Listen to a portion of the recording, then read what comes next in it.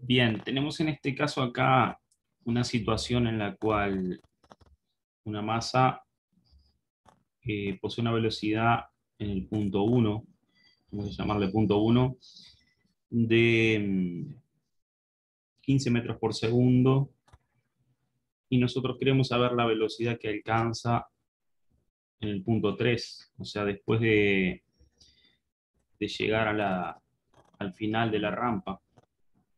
Y vamos a llamarle punto 2 al punto en el cual, o a la zona, o a un punto de la zona en el cual el bloque pasa por dicha rampa. Cuando nosotros observamos los datos, observamos que existe fuerza de rozamiento entre el punto A y el punto B, por ejemplo, punto A y punto B. Y no conocemos la longitud, pero nos dan esta longitud de acá, que es un cateto que con respecto al ángulo es adyacente, y este otro cateto es opuesto.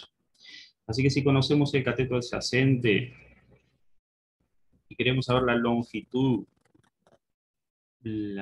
que corresponde a la fuerza, a donde existe fuerza de rozamiento, vamos a aplicar el coseno del ángulo, la definición o la ecuación trigonométrica de coseno del ángulo, que es cateto adyacente sobre hipotenusa. Por lo cual nos queda que coseno de 35 grados es igual al cateto adyacente, 3,0 metros, sobre la hipotenusa, que para nosotros es el módulo del desplazamiento. Entonces nos va a quedar que el módulo del desplazamiento es 3,0 metros sobre el coseno de 35 grados. Por lo cual vamos a plantear 3 dividido coseno de 35 es igual a 3,7 metros. Entonces el delta X, es el módulo del desplazamiento, es 3,7 metros de longitud. Si acá tenemos un metro, y vamos a llegar hasta esta parte acá, va 2,0 metros, al 3,7 va a ser el final de la zona de rozamiento, de la longitud de la zona con rozamiento. ¿Qué es lo que sucede? Sucede que esta gráfica corresponde a una fuerza variable,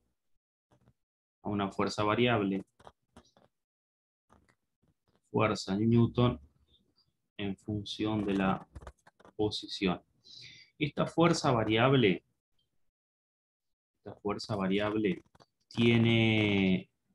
se aplica sobre el objeto con una dirección paralela a la superficie.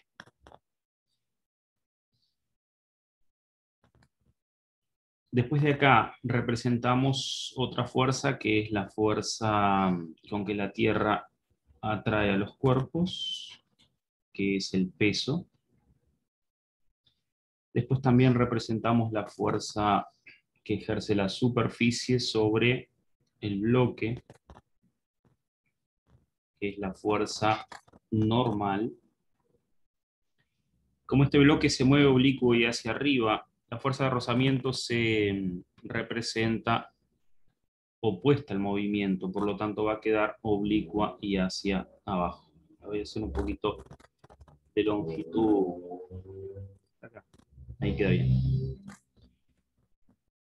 Entonces la fuerza que actúa sobre la partícula, visto como una partícula, el cuerpo, son el peso del mismo, la normal, la fuerza de roce y una fuerza variable, como indica la gráfica. Nos dan la velocidad al inicio del movimiento, nos dan la velocidad, que es esta acá, y tenemos que calcular o encontrar la velocidad al final en el punto B, cuando el bloque llega a la parte más alta. ¿Qué sucede en este caso?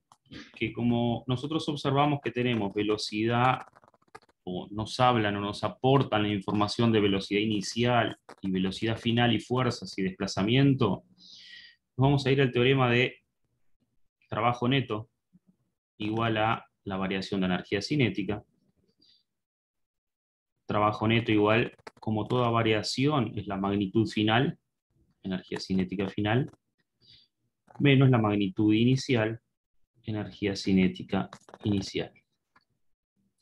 El trabajo neto el trabajo es una magnitud escalar y el trabajo neto es la suma de todos los trabajos.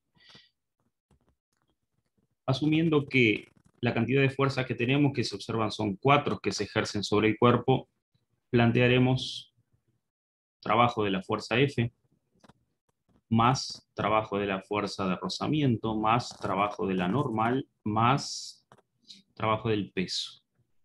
Es igual a la variación de energía cinética.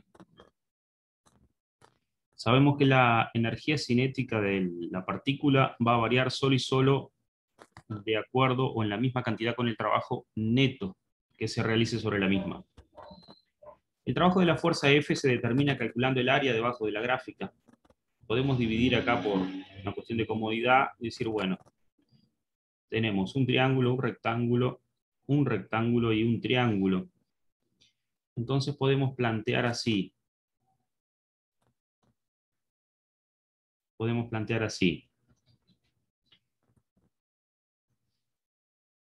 El trabajo, el área 1 que corresponde, vamos a suponer que vamos a hacer la sumatoria de esas 4 áreas para tener el área total. Una cuestión de simplicidad nomás. Vamos a ponerlo así, trabajo 1 correspondiente al área 1 va a ser la base, 1,0 metros, trabajando con el sistema internacional, por la altura del 8 al 20, 12, por 12, sobre 2. Y esto nos da 6,0 joule. Trabajo 2, que es un rectángulo largo por ancho, nos queda 8 por 1, 8,0 joule. Trabajo 3, del 1 al 2 nos queda 1, y la altura es 20, y 1 por 20 nos da 20, 20,0 joule. Y el trabajo correspondiente a ese área número 4 que le llamamos es base, lo cual da 1,7, del 2 al 3,7, por altura 20 sobre 2. 20 sobre 2 nos da 10, y 1,7 por 10 nos da 17 joule. Entonces tenemos nosotros acá determinado los 4 trabajos mecánicos correspondientes a cada una de estas áreas. El trabajo de la fuerza F va a ser la suma de estos 4 trabajos, que nos va a dar 6 más 8 más 20 más 17. 51 joule. Esa fuerza 51 joule. Esa fuerza variable que se ejerce desde el punto A hasta el punto B, dada por la gráfica que se la subdividió en 4 partes, se determina el área de cada parte, se suman las 4 áreas, dando 51 joule, y ese es el trabajo que realiza esa fuerza desde el comienzo hasta el final, que estamos hablando de la fuerza del vector F de color naranja, ¿no? Entonces, recién acá se determina el trabajo realizado por la fuerza F, que por ser una fuerza variable, implica que determine un área. Si fuera una fuerza constante, como las demás, vamos a la ecuación.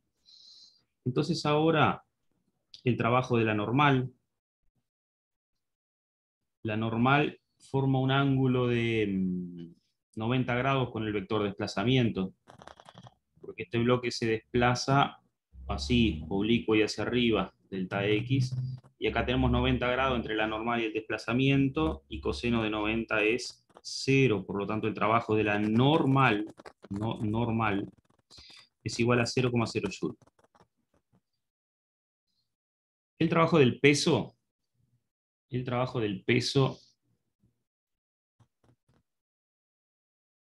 Como el peso es una fuerza constante, lo planteamos con la ecuación de trabajo mecánico. Trabajo del peso va a ser peso por el módulo del desplazamiento por el coseno del ángulo entre ambos vectores, peso y desplazamiento, por lo cual el trabajo del peso es masa por gravedad, por el módulo del desplazamiento, por el coseno del ángulo entre ambos vectores, lo cual va a dar 4,0, que es la masa, por 9,8 metros por segundo al cuadrado, aceleración gravitatoria, por 3,7 metros, por el coseno de 35 grados más 90.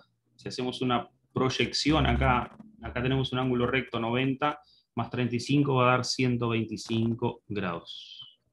Entonces el trabajo realizado por el peso va a ser de 4 por 9,8 por 3,7 por coseno de 125. Lo cual nos da un trabajo negativo de menos 83,2 Joule. O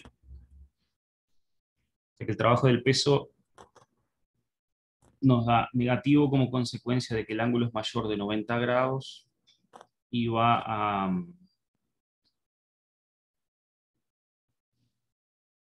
generar una transformación de energía mecánica.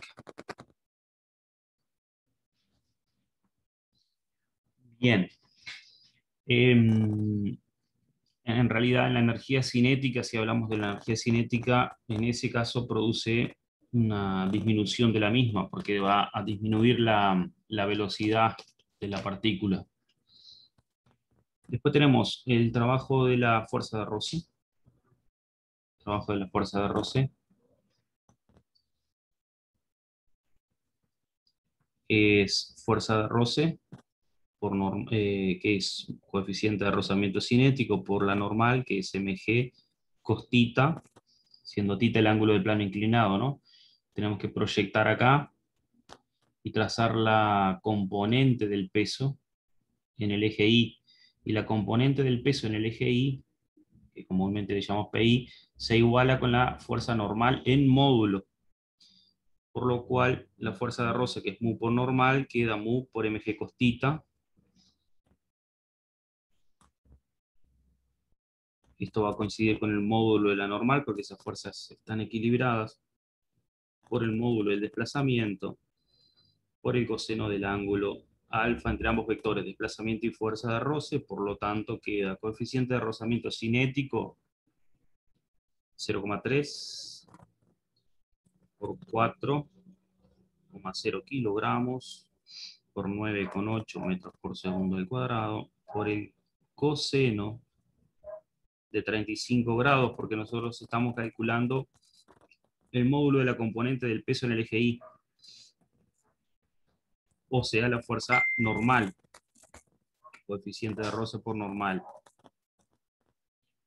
por el desplazamiento,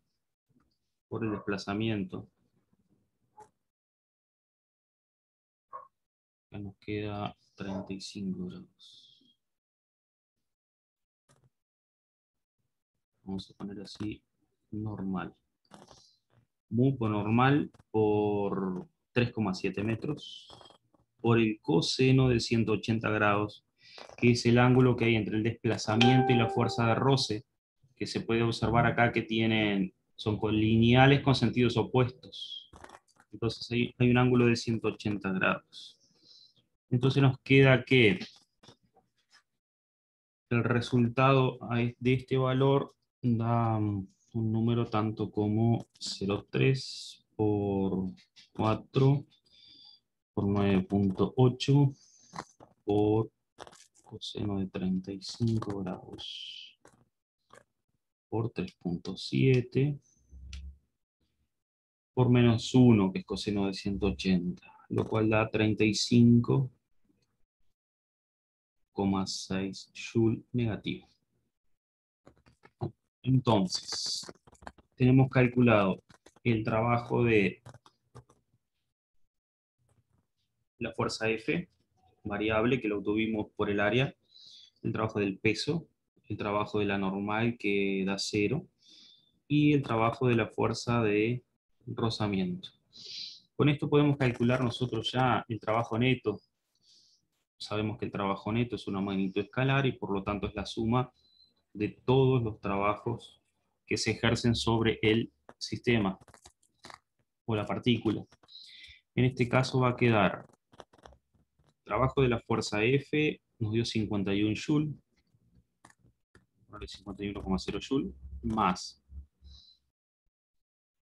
0,0 Joule, que es el trabajo de la normal, menos 83,2 Joule, que es el trabajo del peso, menos 35,6 Joule, es igual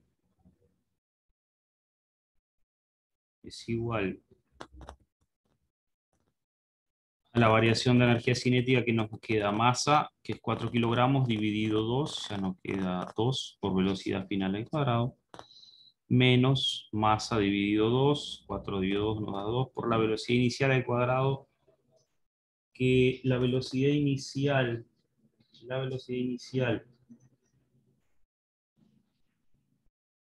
vamos a hacer una pequeña corrección acá, es de 7 metros por segundo. La velocidad inicial acá es de 7 metros por segundo. Entonces acá nos queda 7,0 al cuadrado.